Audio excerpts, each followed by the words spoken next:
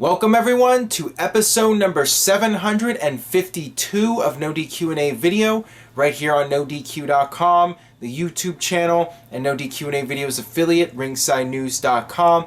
Got more of your questions post Royal Rumble as we head towards Fastlane and the road to WrestleMania. Let's start off with the first one today, which comes from everybody's favorite question submitter, Beast Slayer. Apparently, John Cena is already back in the gym. Think he'll make it to WrestleMania? If you're talking about John Cena coming back to wrestle at WrestleMania, I think that that's a long shot. I know a lot of people think because he came back so quickly in 2008 that it'll happen again and John Cena is a miracle healer. But you have to keep in mind that John Cena is pushing 40 now. He's 8 years older, and it takes longer to recover from surgery. I think that he will be back sooner than later. I think whatever the timeline was for him returning, I expect him to be coming back at the quicker part of that timeline. With that being said, I would be really surprised if he actually competed at WrestleMania, and WWE is going to set up the card for WrestleMania. I could see John Cena showing up and making an appearance, and I got a question here also from Interstate Kyle. Hey Aaron, even if John Cena cannot compete, do you still see him making an appearance at WrestleMania 32? That I definitely see happening. I think one way or another John Cena will have a presence at WrestleMania in some form. I could see him possibly coming out and doing a run-in, maybe hitting the attitude adjustment on somebody. He'll probably get involved somehow, and who knows, maybe he'll even be a special guest enforcer or something, maybe go that far to put him in a role where he's not actually wrestling, but he can still get physical and hit his move on somebody or do something at WrestleMania. At the very least, I think he'll show up and cut a promo. I would be shocked if we did not see John Cena at WrestleMania 32 in any form whatsoever. Alright, this one comes from me. Brock Lesnar and Dean Ambrose are over and Roman Reigns isn't.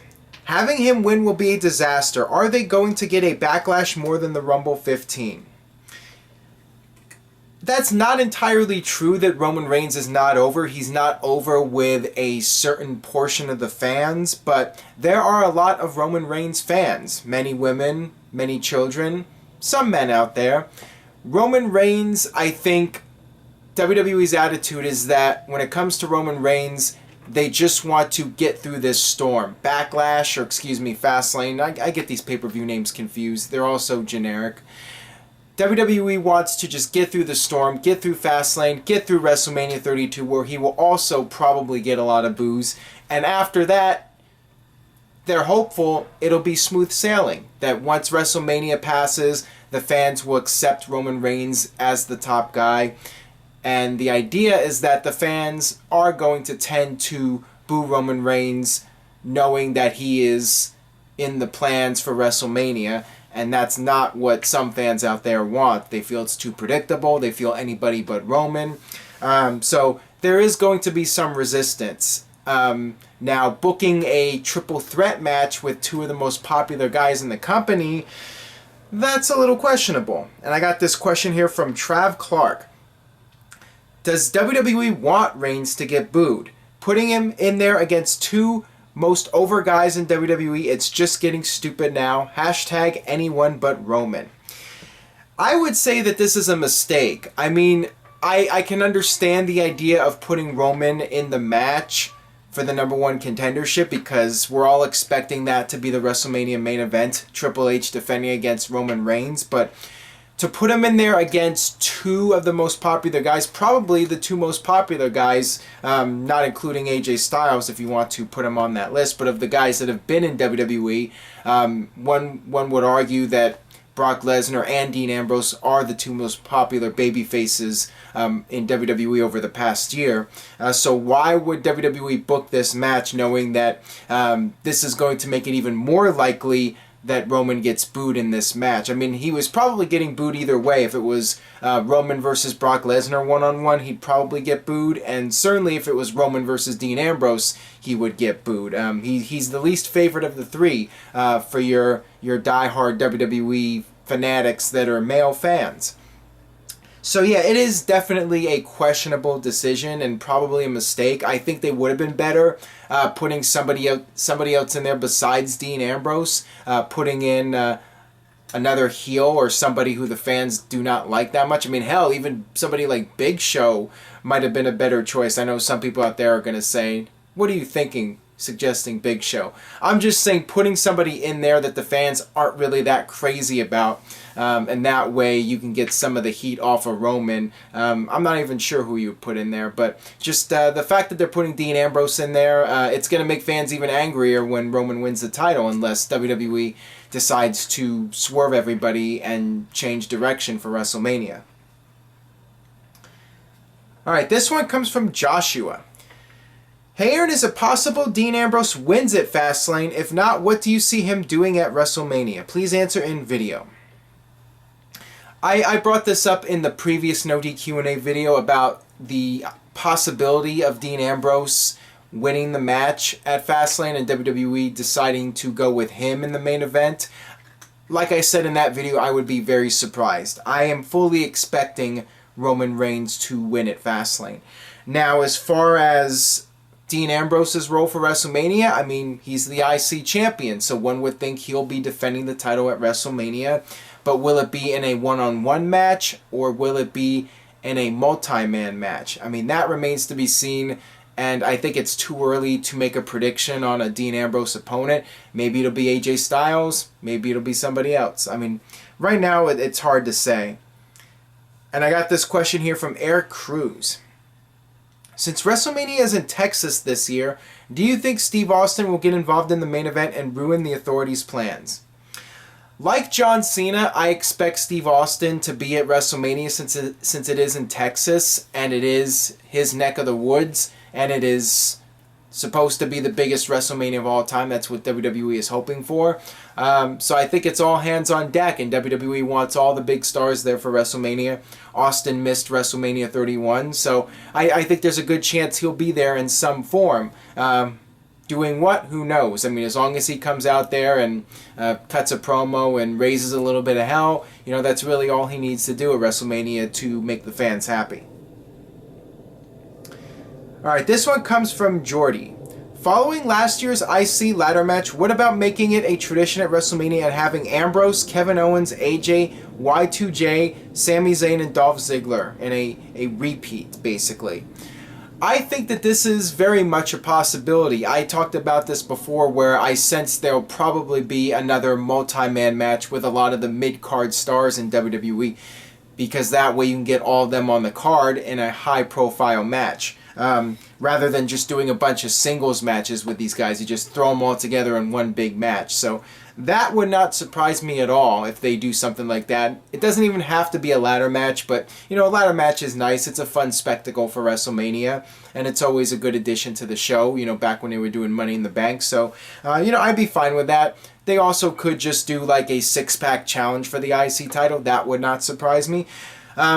Honestly, with the IC title on the line, I'd rather see a one-on-one match, but I would not be surprised at all if they went in that kind of direction where they just threw all the guys together into one big match.